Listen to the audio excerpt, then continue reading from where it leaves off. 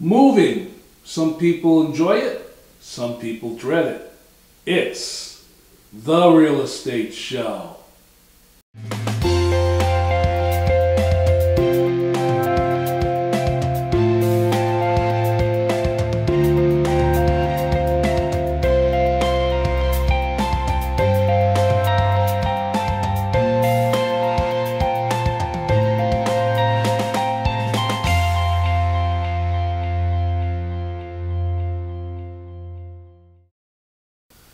Welcome to the Real Estate Show. My name is Rick Naples, owner broker of Zone Realty LLC. Zone your home. Moving. We talk about a lot of different things here on the Real Estate Show, especially about the real estate transaction. But let's say we've gotten to the point now where you've purchased the house or sold the house, and now it's time to make your move.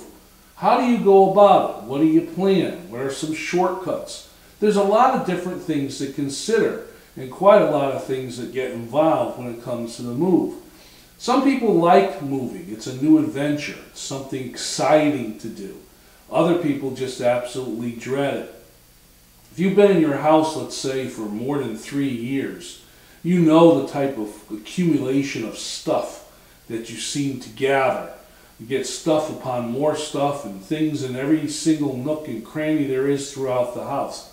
And all that has to be moved. How do you coordinate it? I mean, where do you even start? Well, on this show, we're going to talk about moving, and I'm going to show some presentations on some of the tips that I've acquired over the years, because I myself have moved several times for a number of different reasons.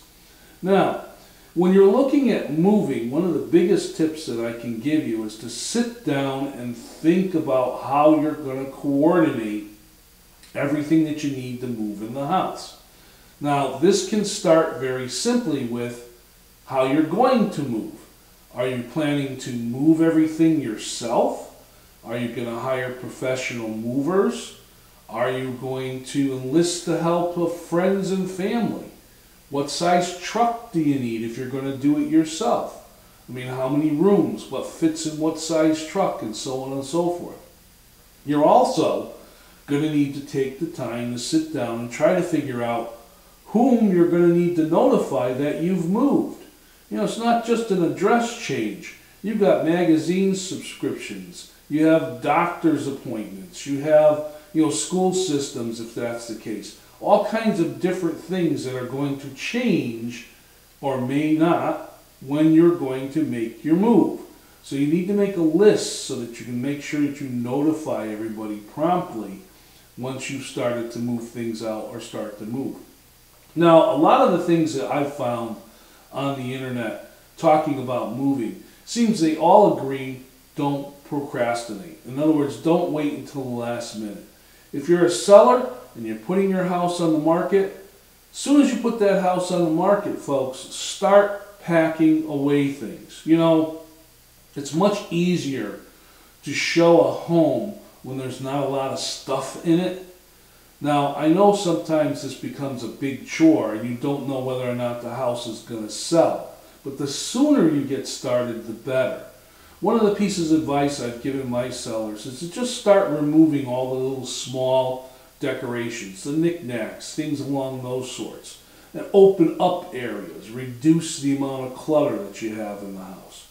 Now, there's a number of ways, speaking about clutter, that you can reduce that. What's really popular during the warmer weather is to do the so-called tag sale or garage sale, where you basically load up the garage or load up the yard with a bunch of the things that you no longer need, and you try to sell them to the general public to make a few dollars on the side. Of course, an alternative to that is to donate things, is to go through that stuff that you don't use anymore, that's been in storage for a while, and donating that to one of the local donation services that are out there. But in either way, you want to start reducing all of that extra stuff. You also want to coordinate each and every single room in the house. One of the things that's been advised as far as moving is concerned is to keep each room of the house separate. What I mean by that is pack up the bedroom in one set of boxes, pack up the dining room in another set of boxes, and make sure you label those boxes. Don't mix things in boxes. Another tip that's very, very helpful when you're considering the move is what I call the essentials box. And I'll talk about that right after this presentation.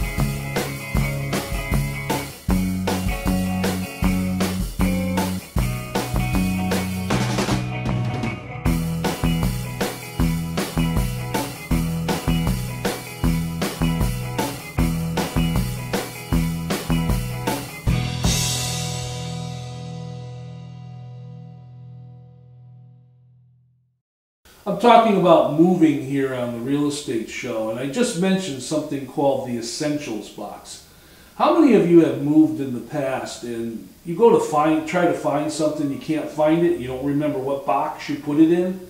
It always seems to be either a cooking utensil or something that you need as far as toiletry needs, something that you've used every day and you need it now, but you don't know where you put it. The essentials box is a box or two that you put together that has the stuff you're going to immediately need. Usually one box has kitchen things in it, the things you use often when you're cooking, and the other box has all your toiletry needs in it for the bathroom. The two rooms that you kind of want to sort of have set up right away. I mean, it's nice to have a little bit of stuff for cooking in the kitchen because as you're moving things into the house, and you're going through boxes and you're setting up stuff, you don't have everything that you used to have in front of you. So you put together this essentials box so you have just those things that you need and plan ahead as to what goes in those boxes. The other thing I want to talk about is valuables.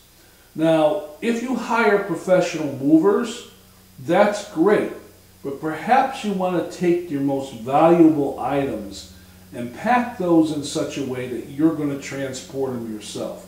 And what I mean, folks, is things like your jewelry, or maybe some collectibles, or some personal items that have special meaning to you. Put those in boxes that you know you can put in your car or your van and take yourself to your new location, rather than having it put on the truck. Let's look at this quick presentation. I'm going to talk about a philosophy that's called the first in, last out.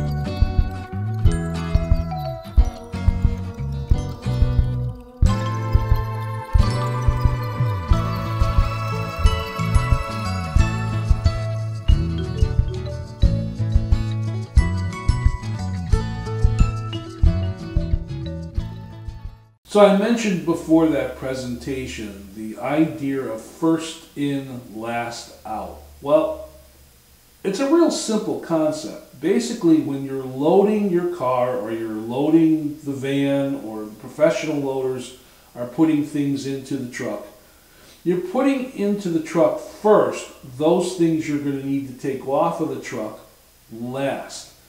I've helped a lot of people move over the years, and in their excitement, they're just packing stuff. They're trying to get it out of the house. They just start packing stuff into the van or packing stuff into the rental truck. And then they get to the new location, and it turns out the box that they need, the box that has the things in it that they need now, always happens to be way back inside the truck somewhere. And they got to empty half the truck to try to get to the box. If with a little bit of planning, you try to avoid that. Now, there's all kinds of hints that you can find that give you suggestions as to how to load the rooms into the truck. Usually they tell you load things like the bedrooms in first, then load the essentials like the bathrooms and the kitchens in last. Because those are the first two rooms that you want to initially start to set up, because the other stuff just falls into place afterwards.